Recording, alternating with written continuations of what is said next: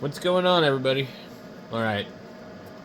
So I was watching some videos the other day, and somebody was talking about, I won't mention any names, but they're talking about how ham radio is not dying, that the numbers are just going up and up and up and up, and just like all of these people are just getting into ham radio, and ham radio is just exploding out of control.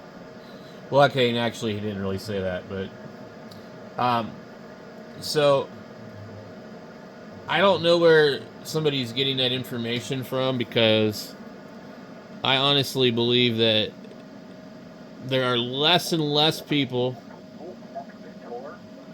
on single sideband than ever. Just an observation from what I've seen in the last 10 years. Like each year gets worse and worse.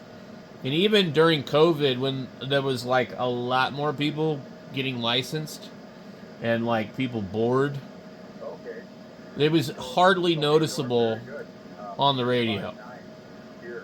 It was hardly noticeable on the radio at all, really.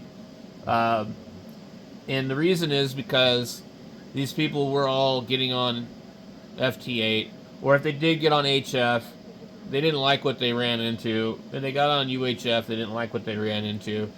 And so we had a bunch of people get licensed that never got on the radio, maybe, or didn't get on the radio for very long. And the numbers of people that are getting licensed, I don't know. I've not like absolutely studied the data, but I don't think that the numbers are the same that they were in the 70s, 80s, and 90s. I think after the end of the 90s, I think we had a very severe downfall because of the internet and all the other stuff, and and just people weren't interested. That you have a different generation of people. Um, but I don't believe that ham radio is thriving. And I'm like, I don't know this guy like actually thinks that. It's like, you're crazy. There's like less and less people on the radio. I mean,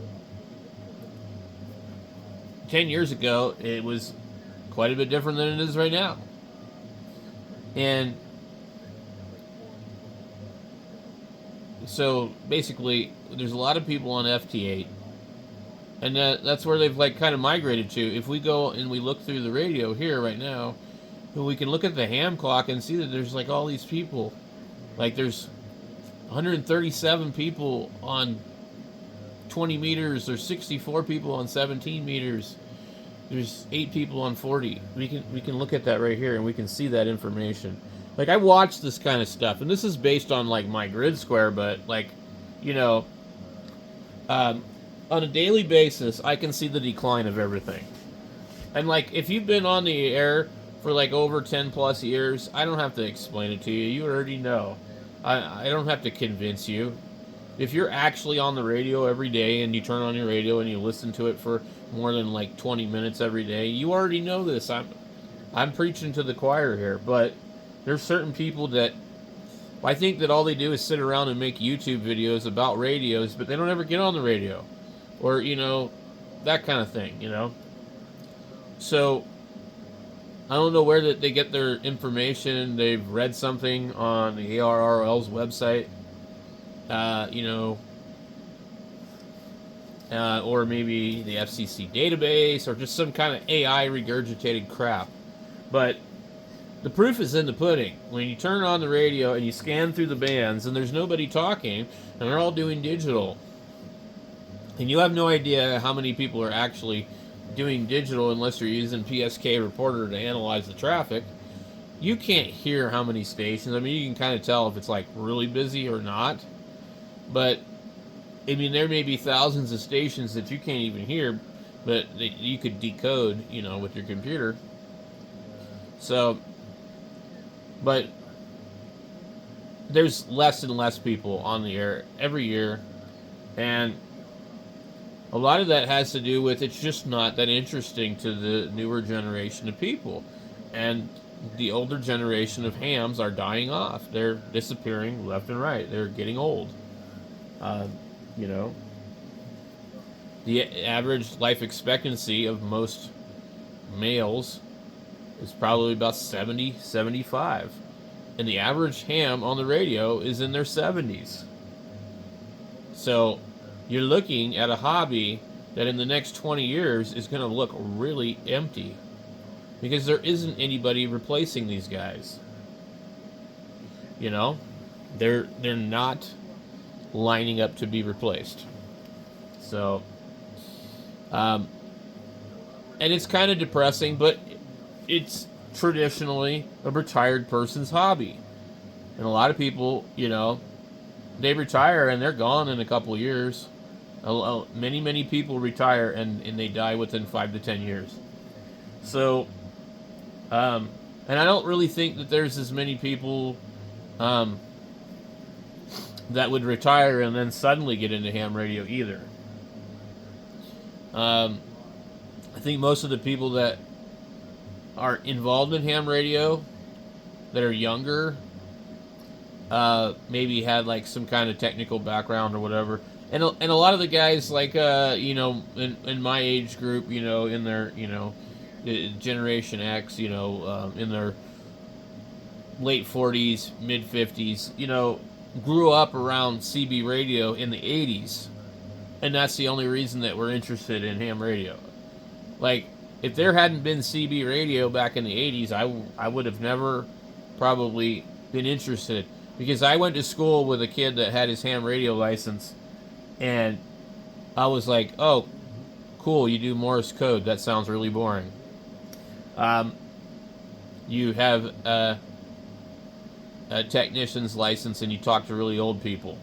I mean, like, we were in the, like, 5th or 6th grade or something like that, and he had his license. But I remember I got a CB radio and I heard all the people on there, and there was a lot of local people and stuff. And so I thought, well, maybe that's kind of like what he does, you know. But he would bring magazines and stuff to school, and he introduced me to ham radio. But if it hadn't been for CB radio, I wouldn't have been interested in any of that. And so that whole CB radio thing is gone. We don't have CB radio anymore to pull in new people, young people. I mean, it still exists, but it's kind of like ham radio. It's a bunch of old guys that are running, you know, expensive equipment, ham radio equipment, you know, SB220s, illegal, you know, stuff. You know, it just, CB radio today just looks like illegal ham radio. That's what it looks like. It's unregistered ham radio.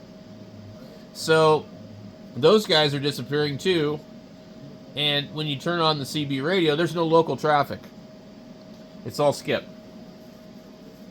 And I would say that the same thing is kind of true with ham radio, you know. There's really no local traffic in most areas unless you live in, like, you know, a big city. So both of those two hobbies are drying up.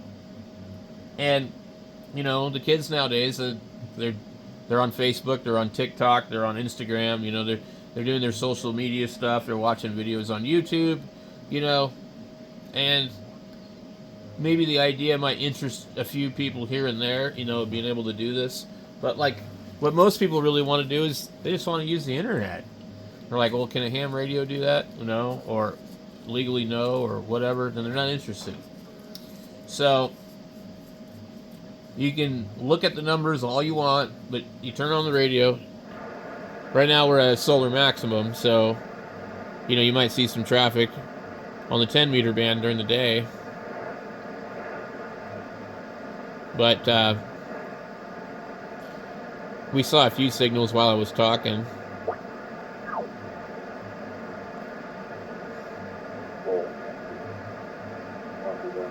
But for the most part, it's just going to be people on the radio that only have a few years left. So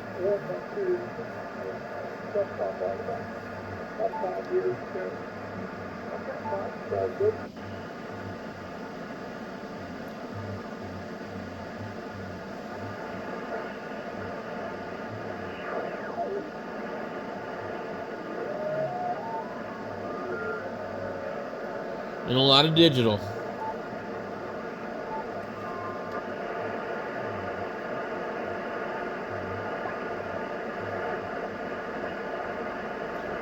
Now, these are all bands that are open right now.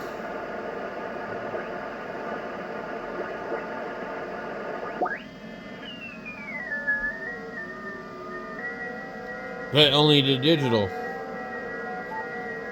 It says there's 85 people on 17 meters, which is actually a really cool band.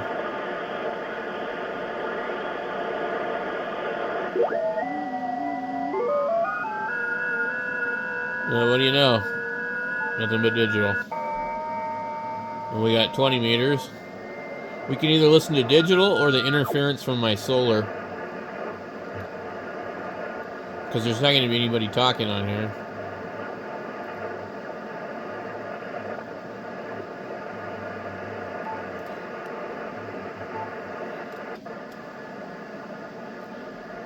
Now 40 is kind of weird right now. 40 has actually got quite a bit of activity. And according to PSK Reporter, there's only like 6 people on here doing FT8. And I can tell. I can't hear anybody. But we do have some conversations that are probably not in English.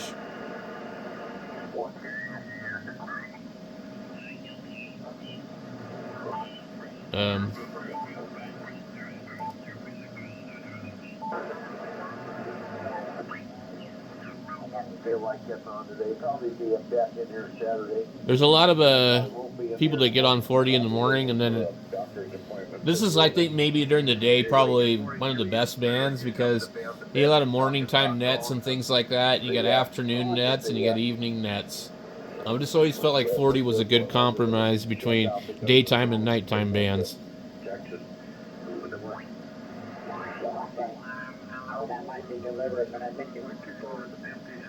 But so the thing is, with the 40 meter band, where all the activity is, usually you need your amateur extra class license. That was kind of why I got mine right away, because when I got on HF, I pretty much, when I got a general class license, I went straight to basically 40. And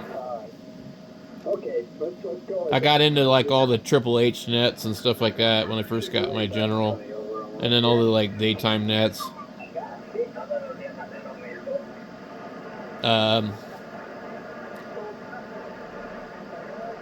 But if all the other bands looked like 40, then I would say, yeah, ham radio's pretty busy. But, you know,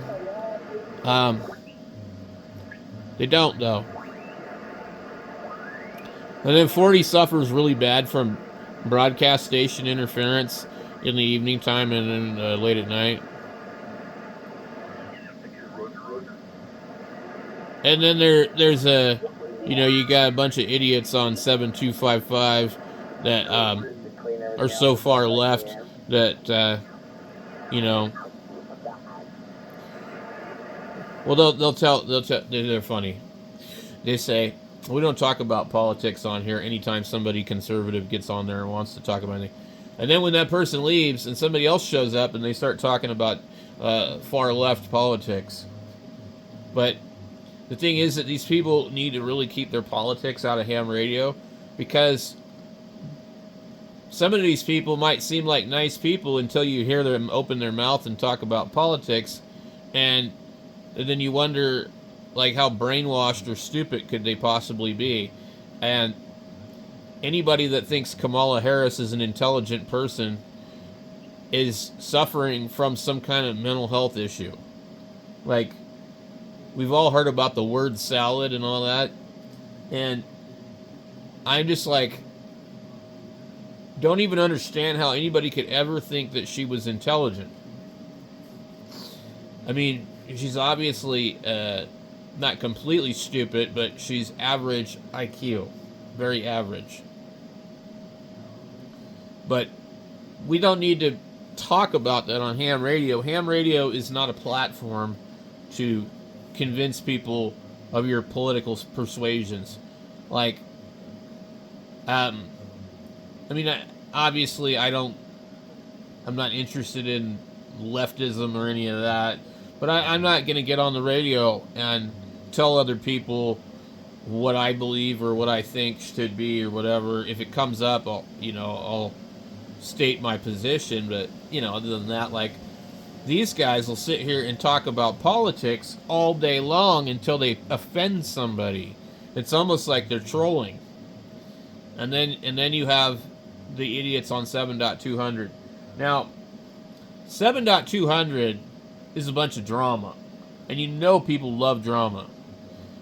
I mean, as a YouTuber, I know people love drama because if I make a controversial video on here that has drama in it, I get a lot of views. And people seem to thrive on the negative, which is really stupid, but it is what it is. So, we have stuff like that going on here that's just really bad. And, you know, ham radio has probably went downhill quite a bit. We don't see so much of the 3845, 3846 people anymore. I don't know. Or the jamming of the Wharfinet. That hasn't really been a thing. And I haven't really heard the nasty Canadian dude on 14313. I don't go on 20 meters much. But yeah, I don't know. I don't know how anybody can think ham radio is thriving, though. And I'm not trying to be a negative Nancy here or anything like that. I'm just a realist, okay? I'm looking at it from my perspective of what I see, and, you know, it's kind of like show me, don't tell me kind of thing, you know? So, anyway, I just thought I would talk about that for a minute because I see these people and they're like, oh my God, you know, and they're making comments about how we need gatekeepers, and, you know, I'd rather have the gatekeepers than the FCC policing the bands. Well, you see where that's getting us, and gatekeeping has absolutely nothing to do with getting rid of people on 7.200 or 7.255 or 14.313 or 38.45 or 38.46 or any of these numerous jammers. There is no policing going on there. There is no gatekeeping going on. These people on 7.200 are talking to people that don't have call signs. These people are not giving their call signs. There is no gatekeeping happening. The gatekeeping is happening on VHF and UHF. And ham radio was probably better back in the day because the FCC was doing enforcement. They were going after these people. But they don't have the manpower and they don't really care. You know? Because they know that the hobby is dying as well. They're not worried about it. That's why they keep selling off the spectrum, because they're like, in 20 years, there won't be anybody who gives a shit about ham radio. Why do you think Kenwood's hardly making any radios anymore? Half the radio companies don't even exist anymore. Because it's a dying hobby. Anyway, I'll rest my case, guys. I'm not saying that ham radio sucks or anything like that. It's a wonderful hobby. There's lots of cool stuff, and there's something for everybody in it. But it is dying. So, anyway, and there's nothing you can do about it.